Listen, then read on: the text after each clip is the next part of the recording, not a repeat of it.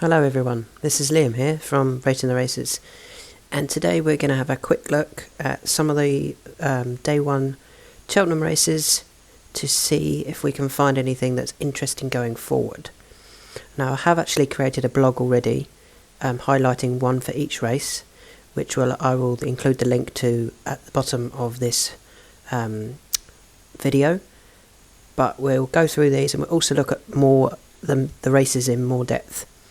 So obviously the first race to start is the Supreme Novices Hurdle, where Shishkin run down Abracadabras in what I thought was a really good style. Great battle all the way up to the line, with Shishkin just coming out on top. The race kind of reminded me of Brave Inca and War of Attrition, in which Brave Inca, the champion hurdle horse, actually just beat War of Attrition, who went on to win a Gold Cup. I don't think Shishkin or Abracadabras are a Gold Cup horse, but I do think they're both Grade 1 winners of the future as well.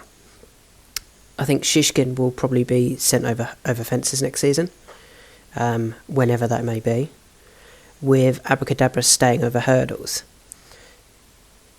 Before Cheltenham, I felt Shishkin needed a step up in trip. I thought he needed the Ballymore trip to be at his best. However, he clearly had the speed for the 2 mile, but he also had the stamina to win this 2 mile race, and he very much reminded me of Altior in that style. The 2 mile speed and the 2.5 mile stamina, which really kicked in towards the finish, I think will stand him in really good stead going forwards.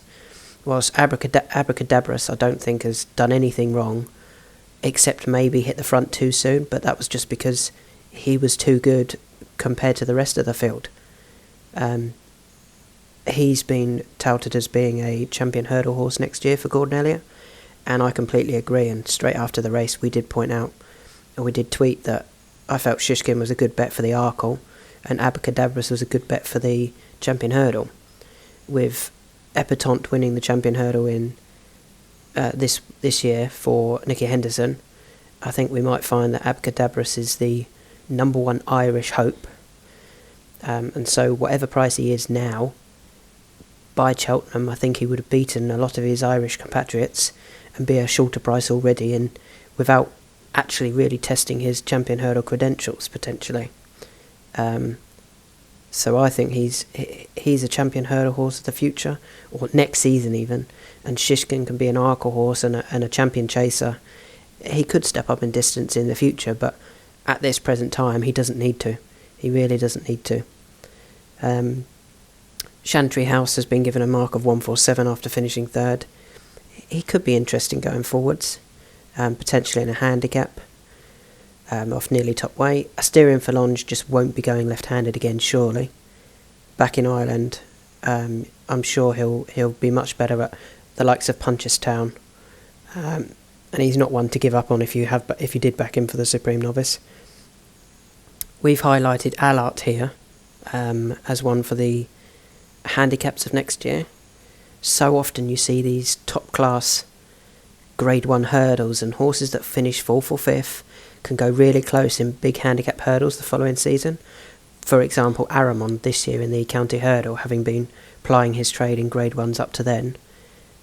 I think Allart has been given a mark of, let's have a look, Allart has been given a mark of 143 after that effort, and I think that's a really good mark, considering he'd not really beaten anything and he'd not really raced against anything up to then, and his 5th place behind 4 very smart horses looks to me like it's going to be really good form. And I've highlighted the Greatwood Hurdle here. That's what I'd love to see him in. The strong pace, a good field, and I think he'll improve going forwards as well for Nicky Henderson. So yeah, that's who I'd be interested in the Supreme Novice. All 3, you could say all 5 of them, but especially the front 2, whilst Allart could definitely be interested in handicaps. What I did just look at was the handicap mark for Allart, which you can find using the BHA ratings database, whilst you can also use the Irish horse racing database to find the Irish handicap marks, and as you can see, I've actually been looking at Asterion for Longe, who's rated 153 still. These are two excellent websites. I'll put the links below so you can get to them. The Irish handicap marks update on a Monday, whilst the English handicap marks, or the British handicap marks, update on a Tuesday. So they're always interesting. It can give you an idea of something maybe that you're interested in for Saturday ahead of time before other people really start looking at races. So if we move on to the second race, it was the Arkell. I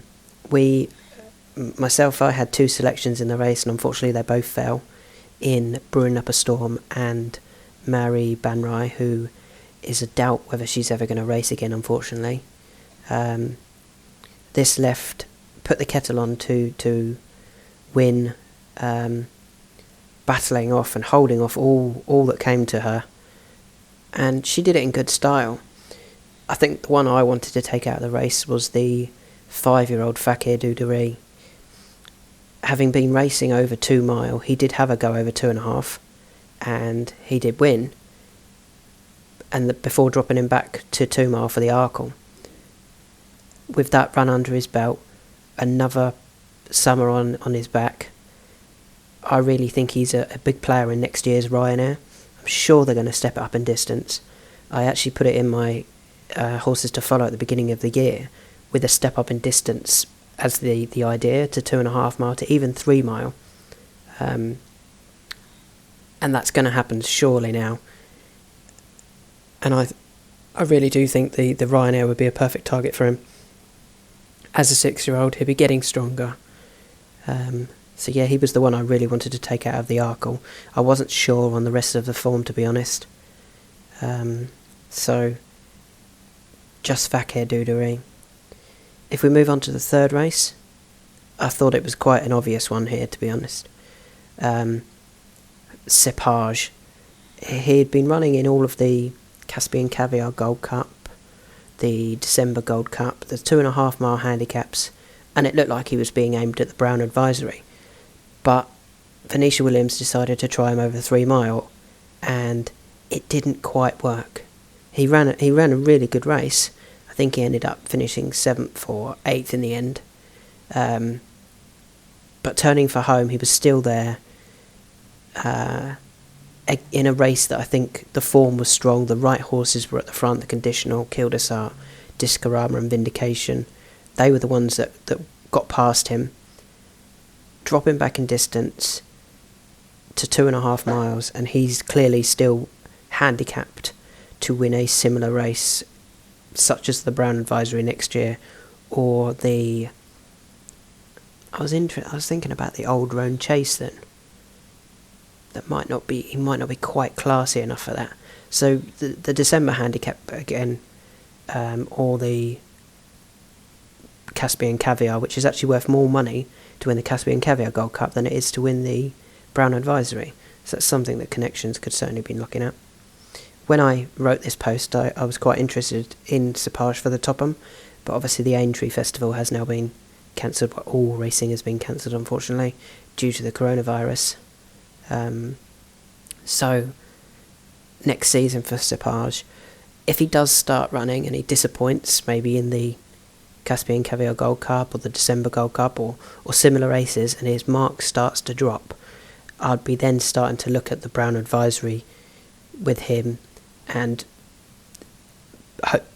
if he had disappointed, his price is likely to be bigger than he should be for the Brown Advisory, and I'd be looking around December sort of time to see what his mark is at and whether I want to start backing him for the 2.5 handicap at the Cheltenham Festival.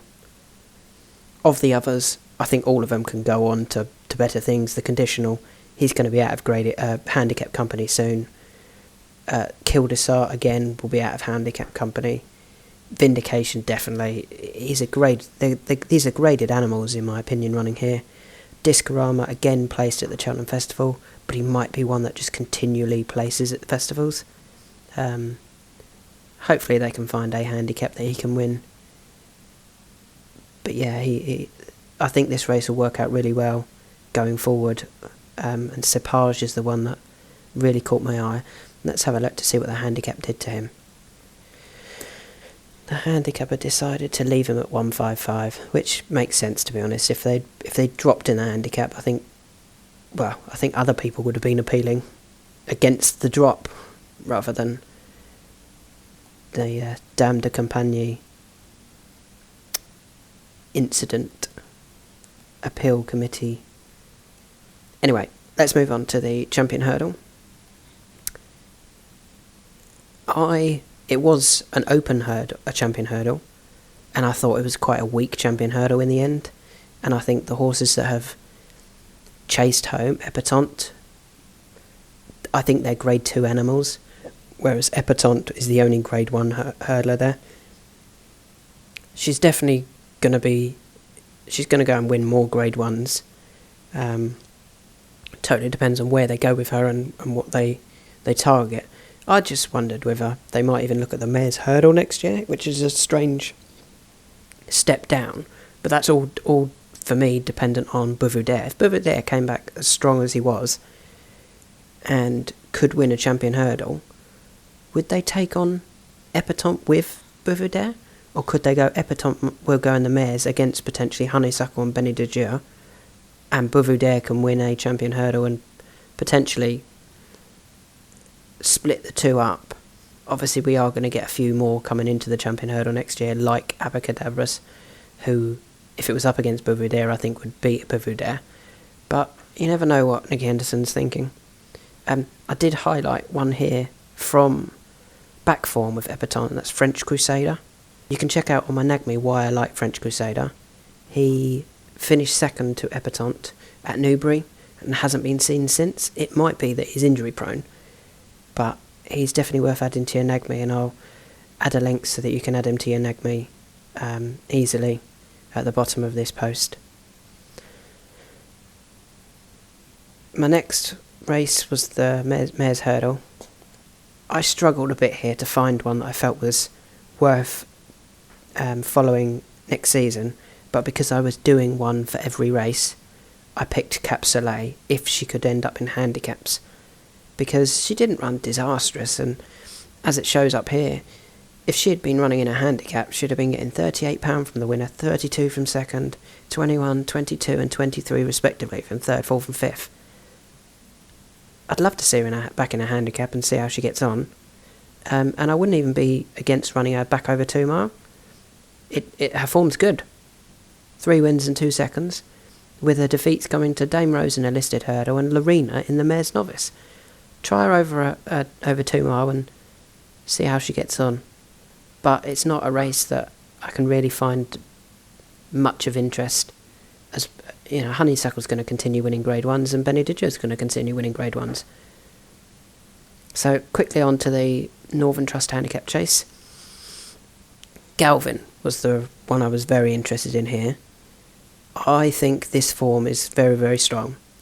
Imperial Aura and Hold the Note were our selections in the race at much bigger prices. Galvin split them, having travelled best of all, and I think he's just bumped into one. I was a little bit disappointed with. I'm just having a quick look to remind me. Let's have a go. Galvin, there he is.